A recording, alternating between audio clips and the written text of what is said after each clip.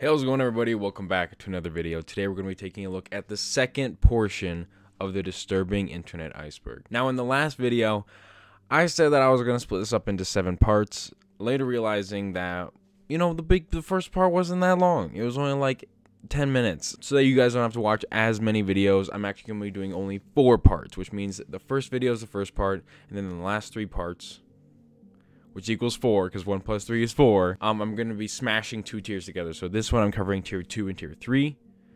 What am I doing with my hands? This video I'm going to be covering tiers 2 and 3. Next video is tier 4 and 5. And then finally, of course, we have tiers 6 and 7. So now that you're all caught up, let's get into this. First, we have Shaye St. John. Shaye St. John is a fictional character and art project who appears in a series of surrealist, campy short films. St. John, created by Eric Fournier, was described with a backstory claiming she was a supermodel disfigured in a car accident who rebuilt her body with a collection of mannequin parts. Thisman.org was a website created in 2008 by Italian marketer Andre Natella.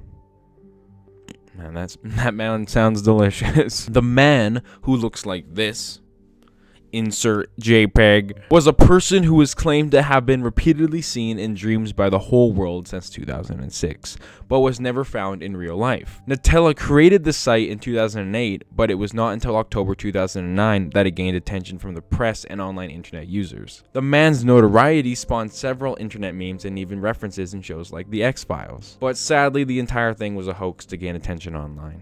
Jerkcity is a webcomic created by Michael Lopp, Tristan A. Farnan, and 2 other individuals known only by their handles Deuce and Pants. Published almost daily since 1998, Jerkcity was originally created with Microsoft Comic Chat, and its crude and ridiculous content, including jokes about drinking, drug abuse, and sex, has earned it a lasting fandom. Jerkcity follows the adventures of 4 characters: Pants, Rands, Deuce, and Spigot.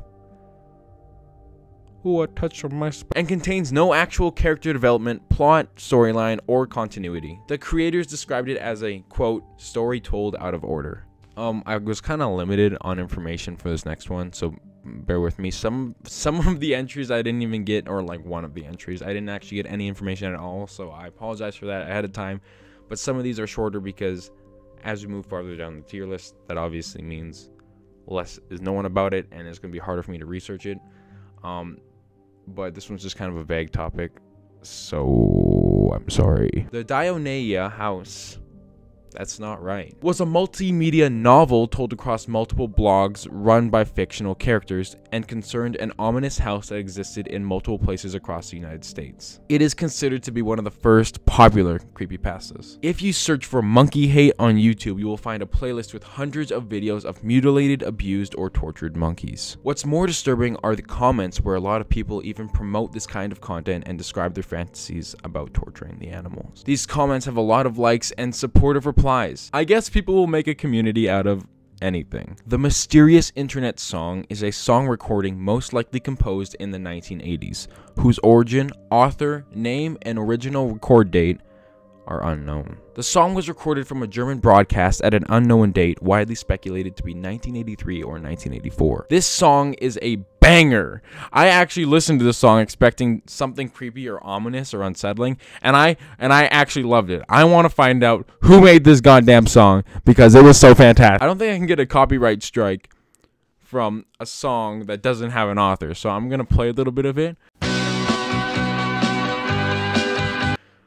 Kind of like that early 80s rock, which is kind of a jam. But this was bussin'. Junko Junsui. In 2009, a strange Facebook account appeared out of nowhere and friended people en masse. The name of the account was Junko Junsui, and she had, I'm sorry if I'm pronouncing that wrong, and she had a message for anyone willing to listen. Some people actually accepted the seemingly random request, and upon investigating farther, found that Junko appeared to be part of a weird ARG involving a terrorist group called the Junsui. Many found untangling Junko Junsui's web to be a thrill, which makes sense. Shadowy organizations, corrupt governments, overzealous groups defined by genetic modification. A huge conspiracy. But more than that, people found the entire thing disturbing. One of the most notable early clues in the ARG led players to discover video clips of a woman trapped inside of a room. There is more than 20 hours of this kind of footage scattered across the internet. The entire thing was proven to be a hoax, but Junko was persistent in saying that the footage was of a Junsui sisterhood member who had been kidnapped. This is a good one. This one is exciting. This one actually, this is the reason why I like doing these videos, is for this next one. This was what you could call a bussin'. It was called the Bitterroot footage, and even before the video itself appeared, an account cropped up online describing how it had been discovered. According to the story, a student at a New York university named Chad, very fitting, bought an old collection of stuff from a guy named Chris on Craigslist. Among other items, he got a locked wooden box which, when opened with a screwdriver, contained a bunch of old pictures with the word Bitterroot handwritten on the backs, as well as a reel of 8mm film. Chad and a film school friend named Dario eventually repaired the film using splicing tape and found an 8mm projector on eBay that allowed them to watch it. The resulting video posted online is supposedly a 5-minute clip of the original 12-minute footage. The footage follows a cloaked man as he ventures through the ruins of an old building. As the cameraman traverses the building, he finds a room filled with human corpses, as well as the man poking at something in a pot. The scary part about this is that the pot actually moves. It's like a ghost pot, but not really. It's much worse than that. The cloaked man then heads into the woods and throws a small sack into a shallow ditch. When the cameraman approaches the bag and opens it, he finds several severed human heads. This Bitterroot footage is fully available online on YouTube, so if you guys want to check it out for yourself, I would highly recommend. Meatsleep is a channel that joined YouTube on March 28th, 2014. The channel is composed of 11 people, each from 8 different countries. The account has attracted the attention of thousands, and they have garnered a fan base dedicated to solve the mystery of who Meatsleep is, the message they are trying to convey through their videos, and what the story is that is being told. Themes in many of their videos include cannibalism, stalking, and kidnapping. The videos from the Meatsleep channel were re-uploaded with titles that were either Chinese or a strange assortment of symbols. A channel by the name of Seon Kin, which had videos similar in style to Meatsleep, had the entirety of its channel's videos re-uploaded simply titled Seon Kin 1-7 after the channel was deleted. Groups to this day are still trying to uncover the correlation between the channel Meatsleep and the channel Seon Kin and what the underlying story is amongst both of them. JohnTeeter.com is a pseudonym used on several bulletin boards during 2000 and 2001 by a poster claiming to be an American military time traveler from 2036. Teeter made many numerous vague and specific predictions regarding calamitous events in 2004 and beyond, including a nuclear war. Inconsistencies in his explanations, the uniform inaccuracy of his predictions, and a private investigator's findings all led to the general impression that the entire episode was an elaborate hoax. Okay, that's the entirety of the second tier. Now we're going to go down to the third tier. If I didn't state before, viewer discretion is advised. These topics do get progressively more disturbing, and if you're faint of heart, I wouldn't recommend continuing past this point. But if you're going to come along for the ride, let's go. Katherine Waldegrave. In 2011, something strange happened on Facebook. People were made aware of the hundreds of unnerving messages that were posted by a Canadian woman named Katherine Waldegrave. Her messages read like the ramblings of a deranged conspiracy theorist. However, it wasn't what she said that unnerved many. It was the fact that she was having a conversation with herself. 500 to 700 cryptic replies in a 12-hour period. Soon after, the messages stopped and were removed, and with it went Karen's Facebook account, leaving behind questions and the mystery of what happened to Katherine Waldegrave. Yvette's bridal formal has often been referred to as the strangest website ever created. When checking out the website, you are not greeted with animations from professional designers or visually appealing images to support their product. Rather, you are met with distorted and abstract images, as well as an absurd amount of links that lead to more unnerving portions of the website. And the different portions of the website are accompanied by classical Beethoven. This was kind of a little rabbit hole I went down while researching for this video. So if you guys just want to go to Yvette's bridal formal, it's completely up.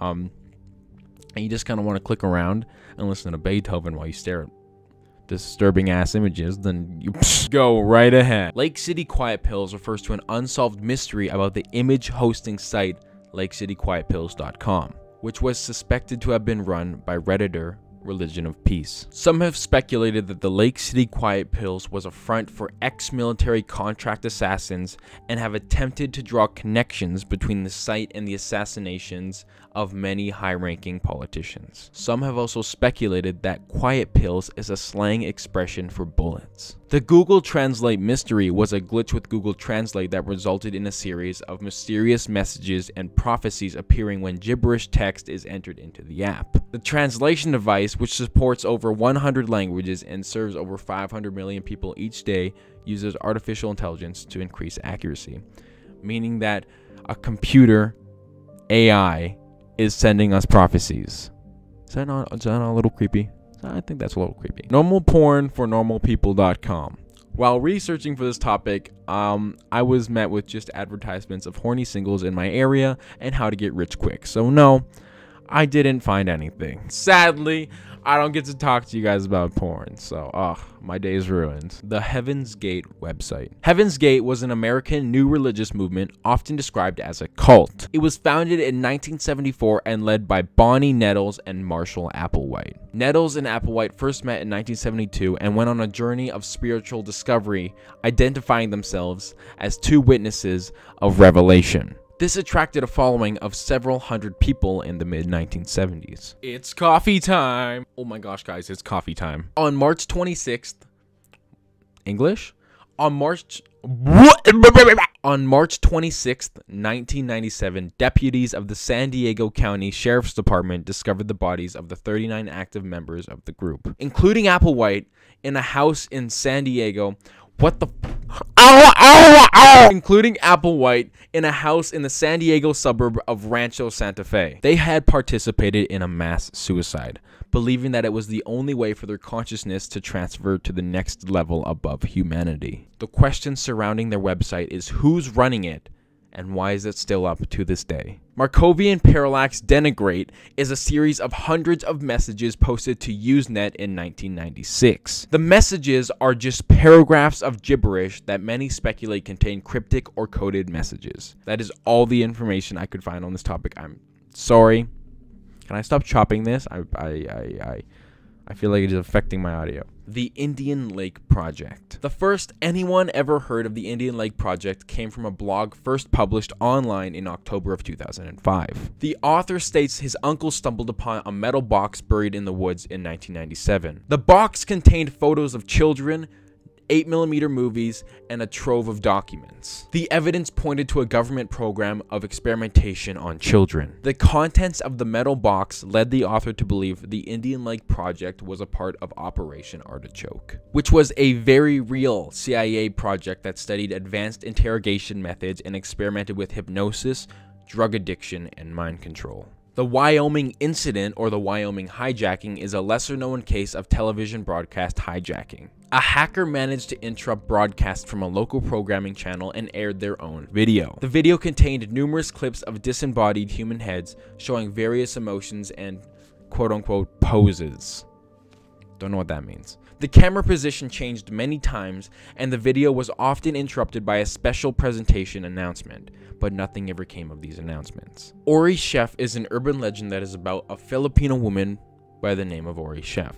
On the woman's Facebook account, it appears that all the accounts on her friends list are identical copies of her own. When an article about her blew up on 4chan, users flooded to her Facebook account, finding gory images and claims by Orie saying that she wanted to harm her children. When a 4chaner reached out to her about the reason her friends list is filled with identical copies of her own account, she said that they were used for Facebook video games, which is obviously a lie, Orie. Okay, so for this next topic, Ted the Caver, it's Ted's journal when he explored a cave that he only referred to as Mystery Cave. I ended up reading the entire thing.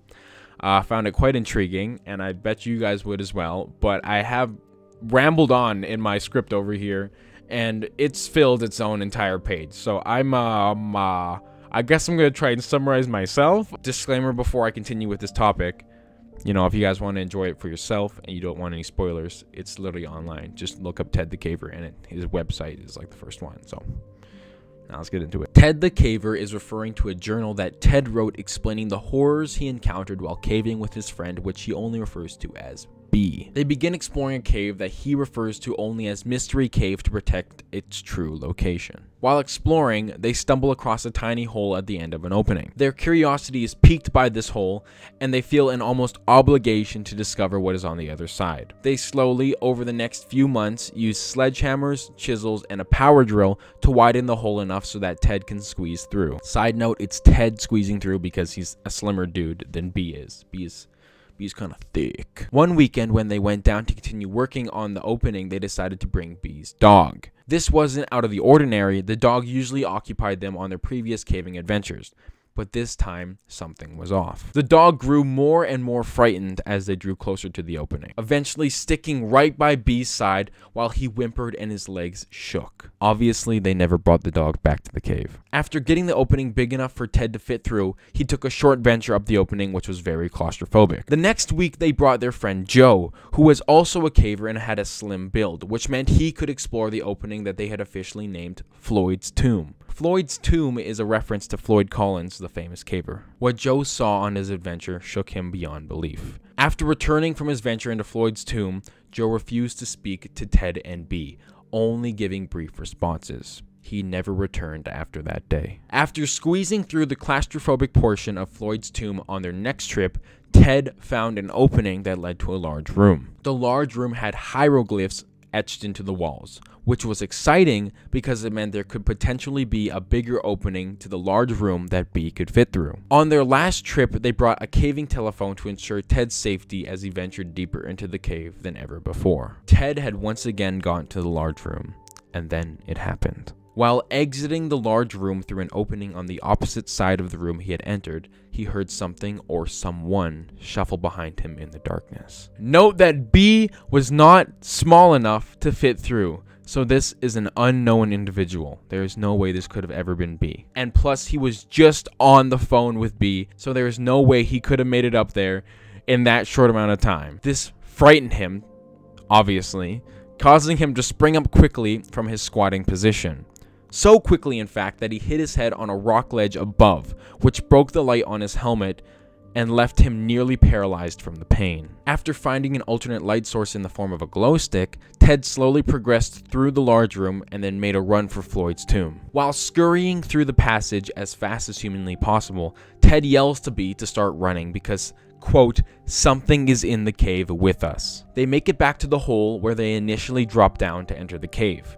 While halfway through this climb, Ted begins to feel something tug on his rope, a force so powerful that it begins to pull the rope back down into the darkness of the cave. Ted switches to another rope, and they both make it out alive. Tanasinn is a creepy website that contains nothing more than a generic grainy background, a symbol in the center of the page, and letters surrounding the symbol, which act as links. These links take you to unexplainable portions of the website that all have to do with the phrase Tanasinn, and some of the links even act as download links to WMA files named Tanasinn. I know this because while exploring and pressing around and clicking on the cool colorful links, I downloaded an absolute truckload of files. So hopefully I don't have a virus on my computer now. Anyways, guys, that is the entirety of Tier 2 and Tier 3 of the disturbing internet iceberg. If you've made it this far, thank you for sticking around. I truly do appreciate your support. And I hope you guys have a fantastic day. Bye, guys.